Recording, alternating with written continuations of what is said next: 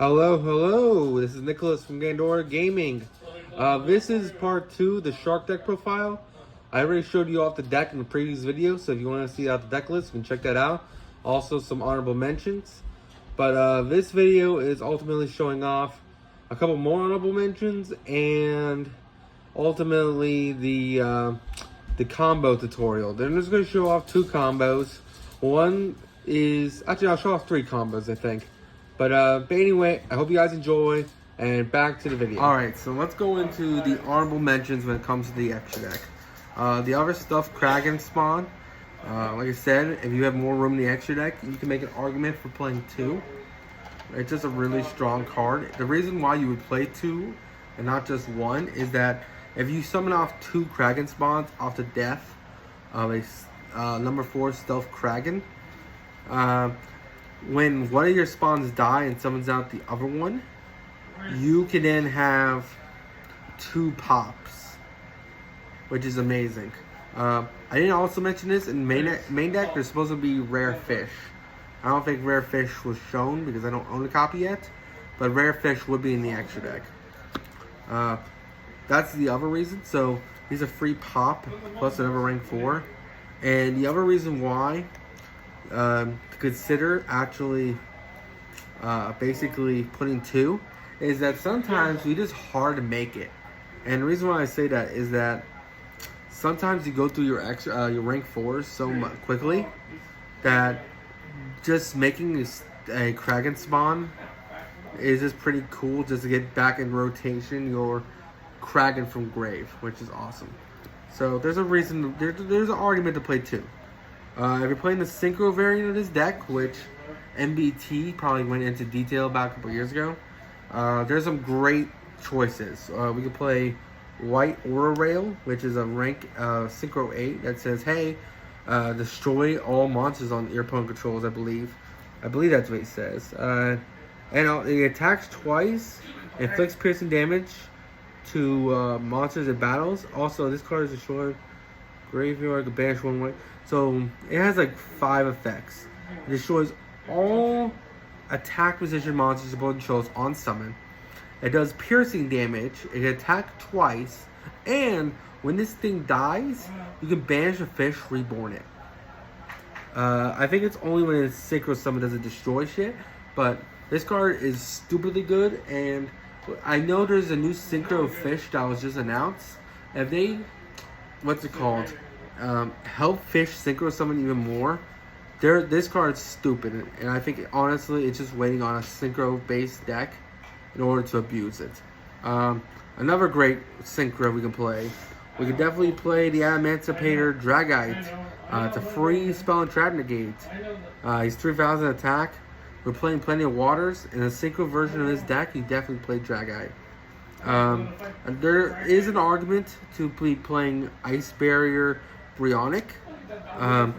Does its materials really matter? No, but it is a water, so Waterlock is not.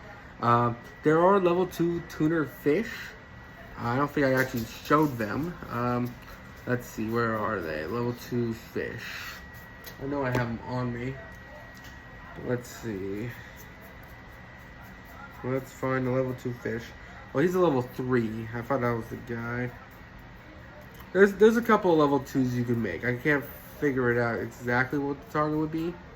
Oh, this guy, he's treated as a tuner. So this plus a level 4 makes Bahamut. But personally, Synchro Fish isn't far enough that we'll be playing this. So another argument I can see. Marinsa's Coral Anemone is just a free reborn for any water type. Really good card. If you want to reborn a Bahamut and you had room in the extra, we'd put this guy in there. A free reborn of any water is stupid. And this guy can definitely get you out of a pinch. If we had more room, we would play this guy. But we lock ourselves into XYZs, and we extend so much and make such a crazy board that a Coral Anemone was just a nice one-of if we had the space. Valiant Shark, really good. If you're playing the rank up version of this deck, which we kind of are, we're not playing any of the rank ups themselves, but this guy basically is a free pop during your player's turn of a monster if you control another water XYZ. And then I believe also, if this card is destroyed, or if another Water Exorcism is destroyed, you add a spell from your deck and place it on top of your deck. The idea there is that the rank ups must be drawn into the work. So the idea is that it helps you draw into the rank up, put it on top of your deck in order to then use it for next turn. But this deck pops off so much, you don't really make this guy. Plus he's a level 5, and there's just better level 5s to go into. Also, he's a Beast Warrior, which always threw me off. Look at him. He's a fish. He looks like a fish. Everything about him is a fish, and he's a Beast Warrior. What's going on here? That never made sense to me. Same thing with you. You're a Cybers. Now, I get Marin says our Cybers archetype, so that kind of makes sense, but what the hell about this says Cybers? Maybe it's a robot fish. I don't know. But this definitely isn't a Beast Warrior. Number 60, Dugaris, like I said, in the Synchro variant of this deck, you would be playing this guy, the Reborn back, what's it called? Deep Sea Coelacanth. Also, he has so many more effects. If he was just a water, we were set. But he's a fire, and that's what sucks about him. Because not only is he a Reborn, but he also can make one monster double its attack to this turn. And he can also, I believe, is he Foolish? No, he can also draw 2, discard 1, which is amazing. So this guy is an amazing card. If we have more room in the extra deck, we'll be playing him as a one-of. Full Armor Black Wave Launcher, I think, is a spell and trap removal, which is pretty cool, but it requires 3 level 4 waters to make, which isn't hard, but there's so many resources. 2 level 4 sharks can go into a Bahamut. Why would we ever waste a slot where we could make double Bahamut to go into this guy? Again, Omni Negate beats a spell and trap removal. The other is Stealth Kraken. Hey, we might play 2 Stealth Kraken. That is a really strong card. The argument can be made. You play 2 of this.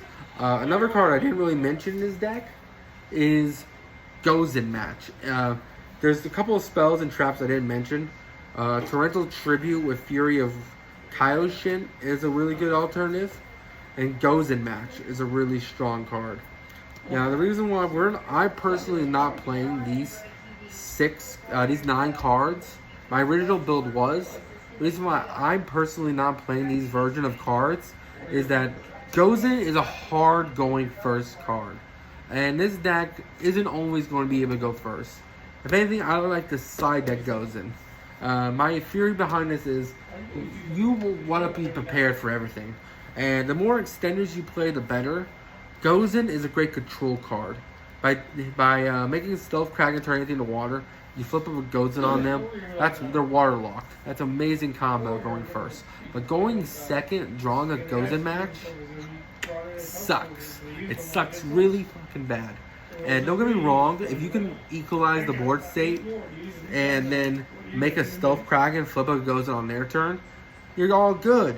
But the issue is that with the decks these days won't give you that chance. Unless you're like main decking Dark Rulers with main decking Gozen matches, it just doesn't make sense to me. So this is definitely a going side deck card. Fury of Kaioshin and Torrential Tribute, same thing. These just help you go first even better. We already make a high-ass ceiling with this deck. Fury of Kaioshin, the fact that it searches Torrential Tribute and then protects your water monsters from card effects or battle. This is destroyed by card effects once per turn, is really good. Don't get me wrong, this engine is amazing. But again, it's hard going first. If you're going against a person and you're going second, and you draw a hand where it's a normal summon, maybe one extender, and you have Kaioshin in hand, you'd rather have another extender. So that's why these guys are in the side deck. Alright, let's do the combo. Now, I haven't shuffled at all yet, so bear with me. But basically, to do any combo, you just need to draw a handful of fish. As long as you're not repeating the same fish, you're good. We are going to hard shuffle this, so we're going to spread it out and all that. If you want to know the best way to shuffle, this is the way. Personally, you just hard shuffle it out like this. I think it just helps you less brick. If I end up bricking, then I'll just show you the combo with hand. But I just want to see what I can do.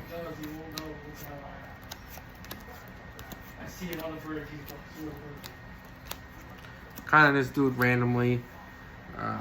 Just mix up all your cards as much as possible. Give it a good go at it, and you're good to go.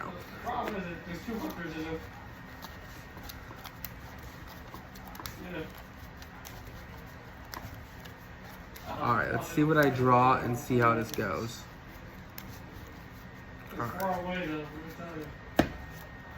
Sea Nettle, Beautiful Princess, Ice Knight, and Lantern Shark. Okay, this is an interesting hand. So, first things first, let's establish this. These would be Ready Fusion. So this would be Ready Fusion. So we have 2 copies of Ready Fusion, a Sea Nettle, a Lantern Shark, and a Beautiful Princess. We have conflicting cards here, I'm not going to lie.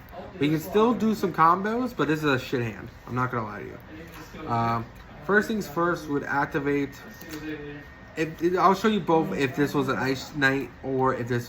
First things first, I'm going to show you this is Ready Fusion. We're activating Ready Fusion. You're going to special summon a level 4 fish from your extra deck. We're going to special summon out this guy. It's a level 4 fish. Rare fish. Alright? Then we are going to normal summon Princess Beautiful. We're going to tribute its effect, banishing itself its cost, special summon from our deck a Buzzsaw Shark. Buzzsaw Shark's effect is going to activate. You can target itself or the rare fish, doesn't matter which. Special summon out a fish from the deck. In this case, it doesn't really matter. We're going to go for right hand because they have no way to reborn from grave. If we did, then we'd go for some other place. So now, we're locked into XYZs right now. Sadly, I think we're going to be locked into waters too. So this, I think it's just double Bahamut pass. I think it's the best thing we could do here because Sea Nettle will lock us into waters, which sucks. But if we want to make double Bahamut and 2 toads, this is the way we have to do it. We're going to special summon out the Sea Nettle. Actually, no, not yet. We want to make sure we're not Nibiru proof. So we're going to use these 2. Make ourselves a Bahamut Shark. We're activating Bahamut Shark. We'll detach the Buzzsaw so that we'll just have it organized better. So we can summon a toad from deck. We always want to summon it to the MNZ because we want to have space for stuff. We'll special summon a Sea Nettle. Make another Bahamut. Detach. In this scenario, we want to keep the right hand shark because this one can't be destroyed by battle, which your opponent may forget. Summon out 2 toads. So we end on 2 Omni-Negates and 2 Bahamuts plus 2 cards in hand for next turn plus a Sea Nettle in rotation. Now this was a bad hand. Not gonna lie, this was awful. But we were still ending on 2 cards in hand plus Omni-Negate, which isn't bad. But this is a bad shark hand. So let me show you what a good shark hand can do. So I'm going to show you what this deck can really do on the pressure. Boop. This can be our token, I guess. Let me show you a good hand. So a good hand would be Abyss Shark, Beautiful Princess, Buzzsaw, this guy, and then maybe like a spell or something. Let's just say this is our hand. This is a phenomenal hand. Now I just want to show you the power of sharks and what the end boards can be, so that you can understand what this deck can do. Now, I personally kind of just sculpted this hand as the best hand you can get, but you can still do a lot, and if the hand could definitely play through some hand traps. So let me show you what this deck can do. Alright, so you summon out the Tengi onto the field because you control no water monsters. You're then going to normal summon the Beautiful Princess. Beautiful Princess is going to Spanish itself. Special summon from deck a Lantern Shark. Lantern Shark's going to activate, special summoning a Buzzsaw Shark from hand. Buzzsaw, you can choose to activate the Buzzsaw effect anytime. To make sure we don't get Nibiru'd, we're going to XYZ with these 2 into Bahamut. And then our 5th summon will be the Bahamut Shark. So our 5th summon would be Toad. So we're summon a Toad into the EMZ because we need as many spaces as possible. Then we're going to activate the effect, targeting itself, special summon from deck. Because we have White Salvage, we're going to actually get... Oh, there's 2 possibilities actually. I think in this scenario, we're going to get the XYZ Remora. Now, we could get XYZ Remora off the Abyss Shark, but remember, the Abyss Shark locks us into waters. So, we want to do this in a way where we can combo and still do things. So, we're going to use these 2 to make ourselves the second Bahamut. Bahamut's going to activate his effect. We're going to detach the XYZ Remora, special summon the other Toad. Now, we are going to activate the effect of White Fish Salvage, and we're going to bring back the XYZ Remora to our hand.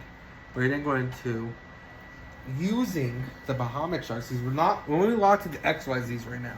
So we're going to use these 2. I think these get sent to grave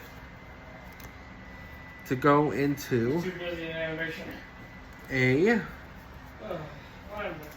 Utopic Future, and then we're going to make a Utopic Draco Future. Alright, so this is part 1 of the plan. We have 2 cards in hand that will help us extend even further.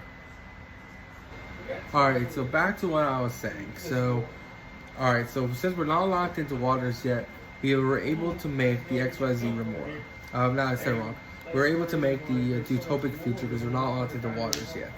We're now going to activate the effect of XYZ Remora, special summoning itself by detaching 2 materials from a monster. We're going to detach, I guess, the Bahamut in this case.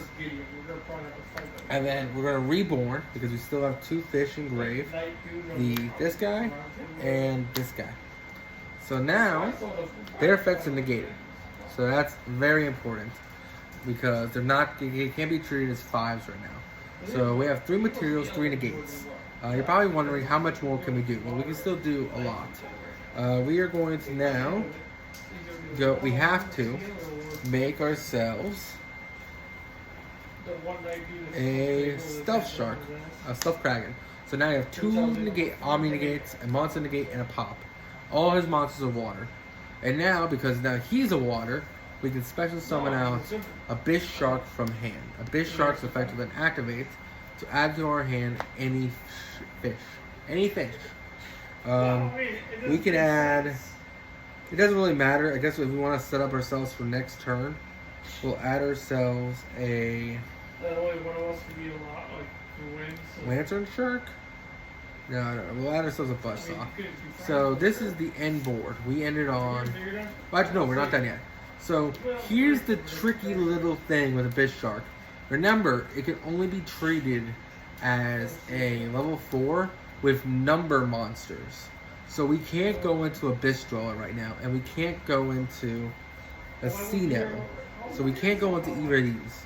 We also can't go into Nash Knight because he's not a 5. So I think the only thing we could go into is a number 101, Scion Honor Arc. So if you really wanted to, that's our end board. This guy's kind of just there, to be honest. This could be the argument where you don't play this package at all. You play the second Abyss Dweller, the second dude. But this is the last thing we can build. So we built a Pop, 2 Omnis, and a Monster Negate Steel. That's pretty good. We had to make the 101 because we need, for him to negate, he has to take it, I believe. So you need zones. One of the hardest things with sharks is also navigating zones. Not only do you have to navigate the floodgates, not not only have to navigate your opponent, you have to navigate your own restrictions. Because there's like I said, there's 4 restrictions in the deck. But you also have to navigate zones. Where depending on where you put a zone, can determine how much you can extend. Now this is basically the God board. We have 2 Omnis. We have this guy's kind of just there. If you really wanted to play the second Stealth Kraken, you can fit out the extra deck of 4 cards. Like I said, if he wasn't negated, we can go into this guy. This is the best board I ever made. Basically, you made him plus this, plus this, plus this, plus this. But because of our weird situation, we can't make him. We have to make him, which isn't a bad card by itself. But against an established board, he's better against that. But this is it. That's the combo. We played this a little differently. We could have ended on Abyss Dweller, depending on your opponents. We could have ended on a number of things. But I think this is a pretty strong board.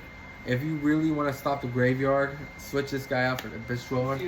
And then you just get to keep this guy in hand for next turn. So that's pretty good. You end on Abyss Dweller plus 2 Omnis plus a Monster Negate. That's pretty great. Like I said, it all depends on your preference. It also depends on what you're going against.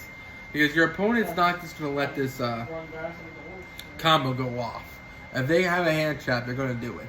So I showed you how to play through Nibiru. And I hopefully showed you what his deck's power level can do. There is one more combo I do want to show you. I want to show you the whole Nash scenario. So let me just give me 1 second. Alright, so this is going to be the second combo. The only card I really want to show off is the new Abyss Shark. So I'm going to create a scenario for you. Let's say your opponent made a Mechaba and a Winda. If you're going against a, what's it called? A Shaddoll Invoke Maga deck, this is pretty common. Now, I will say this deck is in the meta Ever. I would say it's another tier 2 deck, which we'll make a deck profile on eventually. But I just want to show you the power of this deck. So, we can go by a couple of scenarios here, but let's say this is game 2. You took game 1, you made that board I showed you, and now this is game 2. They made this board, and now you gotta break it. Now, Dark Ruler, of course, is a great side deck card, so let's just say we equalize the board with the Dark Ruler, okay? We can't kill him this turn, but we just want to turn it off. I just want to show you the Nash combo. How one Abyss Shark can remove 2 cards on the field. So, this does not matter. We'll just normal summon it. But this shark, it could be any fish or water card, to be honest. All that matters is that we have Abyss Shark. So we're going to special summon the Abyss Shark. That'll lock us in the waters. And then from our deck, we're going to get a Nash Shark. If I can find one real quick.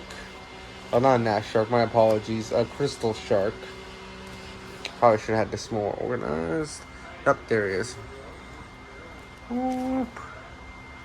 Crystal Shark. Alright, so we're going to add a Crystal Shark to our hand.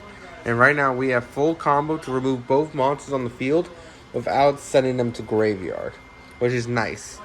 So the probably the only reason why we're playing at 4 extra deck spots for the Nash, the Silent on Arc, plus the numbers C, Silent Dark, and the rank 5 Nash dude.